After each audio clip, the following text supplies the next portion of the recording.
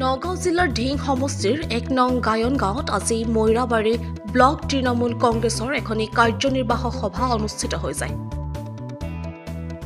সাইফুল ইছলামৰ সভাপতিত্বত অনুষ্ঠিত হোৱা আজিৰ এই সভাখনত তৃণমূল কংগ্ৰেছৰ নগাঁও জিলা সমিতিৰ সভাপতি ময়ূৰ মজুমদাৰ উপস্থিত থাকি সংখ্যালঘুসকলৰ বিভিন্ন সমস্যাৰ ওপৰত গুৰুত্বপূৰ্ণ ভাষণ দিয়াৰ লগতে শোষিত নিষ্পেষিতৰ হকে তৃণমূল কংগ্ৰেছে যুঁজি যাব বুলি তেওঁ ভাষণত কয়।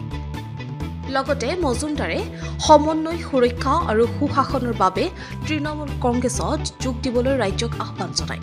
সভাখনত নগাঁও জিলা সমিতিৰ উপসভাপতি চাহাবুদ্দিন আহমেদ, সাংগঠনিক সম্পাদক ৱাকিবুৰ ইছলামৰ লগতে তৃণমূল কংগ্ৰেছৰ কৰ্মীসকল উপস্থিত আছিল।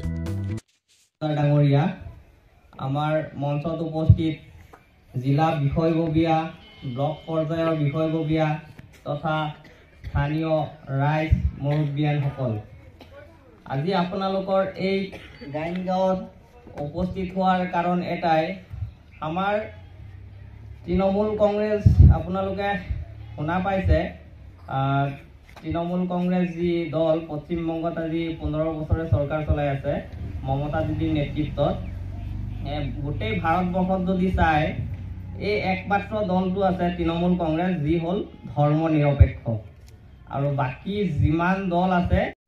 বৰ্তমান যিহেতু আগন্তুক লোকসভা ইলেকশ্যন আহি আছে গম পাইছে, গতিকে আমাক ওপৰৰ পৰা নিৰ্দেশ দিছে যে প্ৰতিটো ব্লকত আমাৰ ব্লক পৰ্যায়ত মণ্ডল পৰ্যায়ত আমাৰ মিটিংবিলাক হ'ব লাগে, ৰাইজক সজাগতা কৰিব লাগে। সেইটো কাৰণে আমি ইয়াৰ আগৰবাৰ যোৱা সপ্তাহত আমি খাগৰিজান ব্লকত কৰিলোঁ। আজি ৰাতিপুৱা আপোনাৰ নগাঁও ঢিংগেট স্থিত কাৰ্যালয়ত আজি শতাধিক লোকে জইন কৰিলে তাতে। আৰু এতিয়া আপোনালোকে দেখিছে এই গায়ন গাঁৱত এই ঢিং সমষ্টিৰ অন্তৰ্গত মৈৰাবাৰী ব্লকত আজি এই কাৰ্যনিৰ্বাহক সভা হ'ল। সভা আজি সফলভাৱে ইয়াতে ৰূপায়ণ হৈছে আৰু আগন্তুক দিনত আমি তৃণমূল কংগ্ৰেছ আৰু শক্তিশালী ৰূপত প্ৰকাশ পাম। আৰু তৃণমূল কংগ্ৰেছৰ ভেটি শক্তিশালী বৰ্তমান হৈছে তৃণমূল পৰ্যায়ত, আৰু আগন্তুক দিনত আমি নগাঁও লোকসভাৰ পৰা তৃণমূল কংগ্ৰেছৰ প্ৰাৰ্থী দিম বুলি আমি আশাবাদী, আৰু আমাৰ প্ৰাৰ্থী জিকি আহিব বুলিও আমি আশাবাদী। এইবাৰ নগাঁও লোকসভাত তৃণমূলৰ প্ৰাৰ্থী কোন হ'ব বুলি আপুনি? সেইটোতো হাইকমাণ্ড আছে আমাৰ, যিহেতু মমতা দিদি আছে, অভিষেক বেনাৰ্জী আছে, তেখেতসকলে কেন্দ্ৰীয় নেতৃত্বই সিদ্ধান্ত ল'ব কাক ইয়াতে প্ৰাৰ্থিত্ব দিব।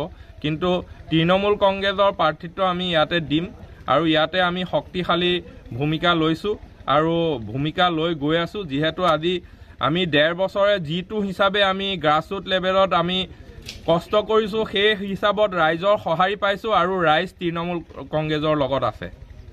নগাঁও লোকসভা সমষ্টিৰ অন্তৰ্গত বিশেষকৈ ৰহা, আপোনাৰ ৰূপহী আৰু ঢিং সমষ্টিত আপোনাৰ নাম বেছিকৈ উচ্চাৰিত হৈছে প্ৰাৰ্থী হিচাপে, আপুনি কি ক'ব? সেইটো মই কি ক'ম, এতিয়া চাওক, ৰাইজে নখ জোকাৰিলে নৈ বয়। গতিকে মই জিলা সভাপতি হিচাপে মই কাম কৰি গৈ আছোঁ ৰাইজৰ লগত থাকি পেলাই। সেইটো ৰাইজে সিদ্ধান্ত ল'ব আৰু কেন্দ্ৰীয় নেতৃত্বই সিদ্ধান্ত ল'ব কাক টিকেট দিব, কি কৰিব।